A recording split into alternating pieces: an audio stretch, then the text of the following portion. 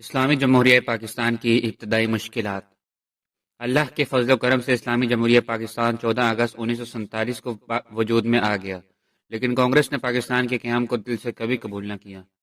Lord Mount beaten اور سر red کلف نے کانگریسی رہنماؤں کو یہ کہہ کر راضی کر لیا کہ کمزور پاکستان بعد میں ہندوستان میں ضم کیا جا سکے گا۔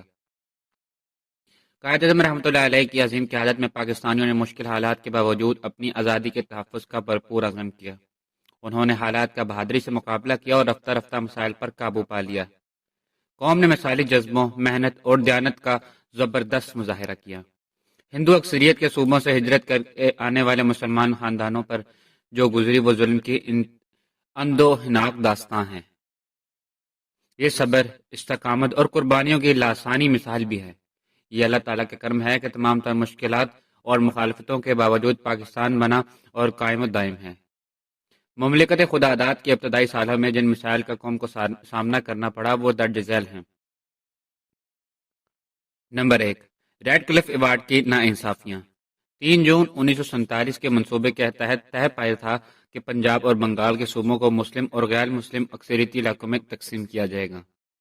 مسلم اکثریتی علاقے پاکستان اور باقی علاقے ہندوستان کا حصہ بنیں گے۔ علاقوں کی حد بندی کے لیے ایک کمیشن بنانے اور اس کی ثالثی کو قبول کرنے پر اتفاق رائے ہوا۔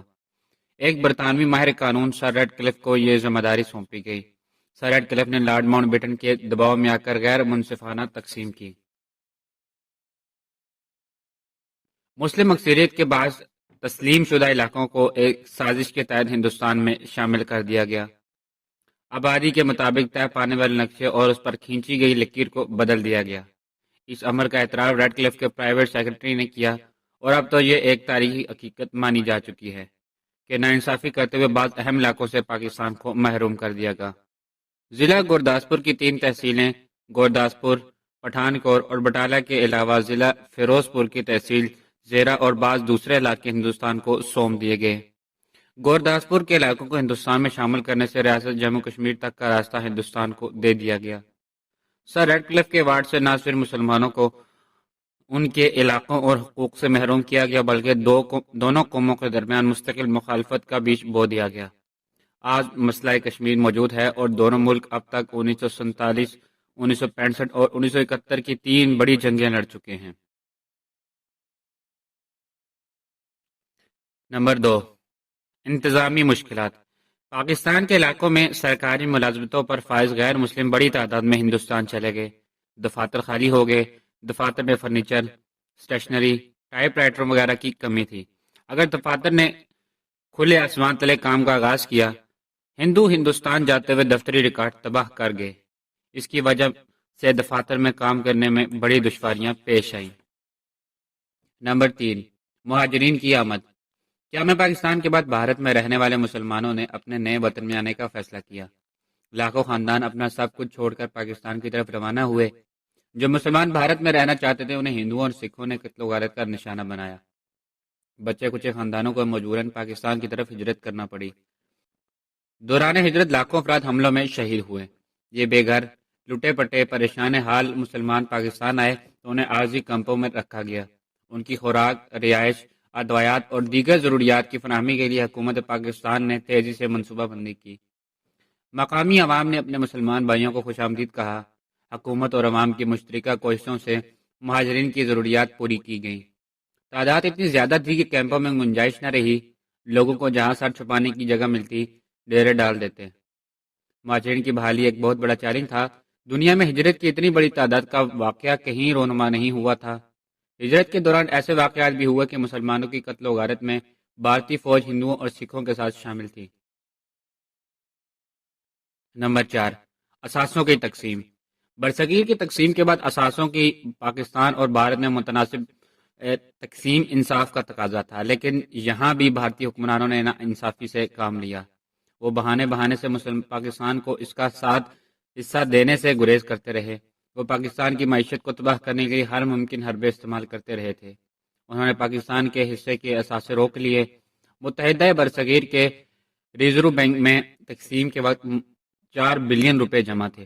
یہ رقم دونوں ممالک میں بانٹی جانی تھی۔ تناسب کے لحاظ سے پاکستان کا حصہ 750 ملین روپے تھا۔ یہ حصہ دینے پر بھارت آمادہ نہیں تھا۔ پاکستان کی طرف سے مسلسل مطالبے اور بین الاقوامی سطح پر اپنی ساکھ قائم رکھنے کی مجبوری کی وجہ سے بھارت نے ایک قسط میں 200 ملین روپے دیے، باقی رقم کو روک لیا گیا۔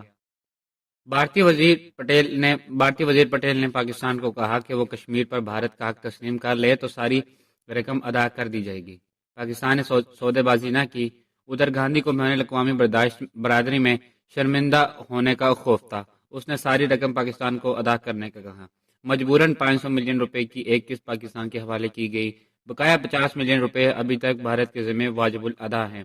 اس حوالے سے نومبر 1947 میں دہلی میں دونوں ممالک کے نمائندوں کی میٹنگ بھی ہوئی، جس میں معاہدہ ہوا اور دونوں ممالک نے معاہدے کی توثیق بھی کی، لیکن معاہدے پر عمل درآمد ابھی تک نہیں ہو سکا۔ نمبر 5، فوج کی تقسیم۔ یہ ضروری تھا کہ برصغیر کی تقسیم کے بعد فوجی اثاثوں کو دونوں نئے ممالک میں تناسب کے مطابق تقسیم کر دیا جاتا، لیکن اس معاملے میں بھی انصاف سے کام نہ لیا گیا۔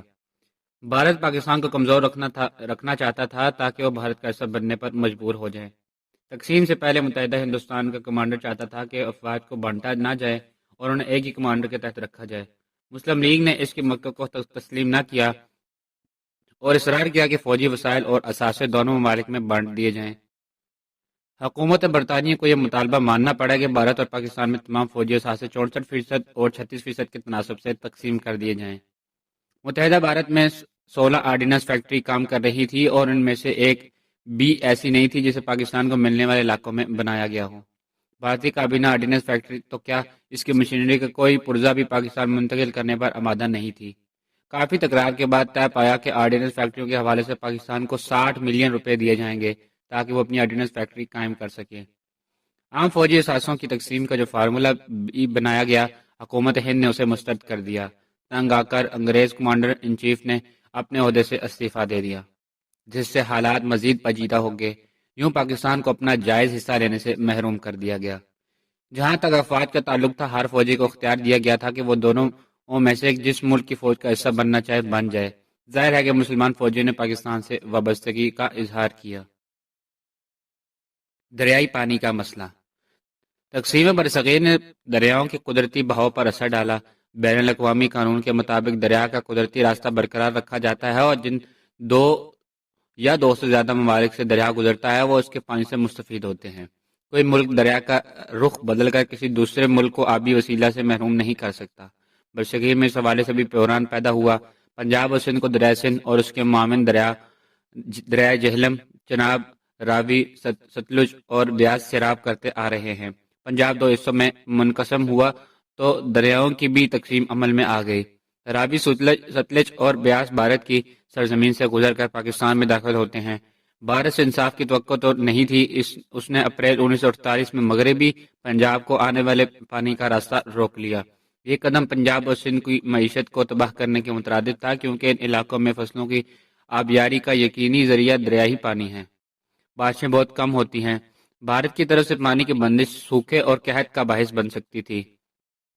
پاکستان کی زراعت کا دار و مدار مکمل طور پر دریائی پانی پر ہے۔ ایک بڑی زیادتی ریڈ کلف کی سربراہی میں بننے والی حد بندی کمیشن نے کی۔